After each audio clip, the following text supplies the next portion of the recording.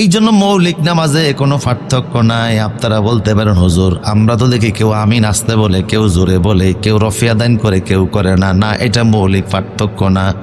মৌলিক পার্থক্য নামাজের ভিতরে কোনো দিন হয় নাই, হবেও না, কারণ নামাজকে প্র্যাকটিক্যাল আল্লাহ নিজে শিখিয়ে দিয়েছে।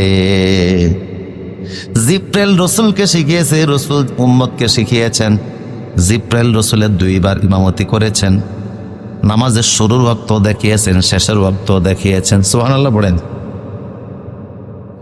আমার প্রিয় সুদীপ, আল্লাহ সুবহানাহু ওয়া তাআলা বললেন ইসলামের প্রাথমিকভাবে যে নামাজ আসছে পড়েন, অসুবিধা নাই, তবে রাতের নামাজটা বেশি করে পড়েন।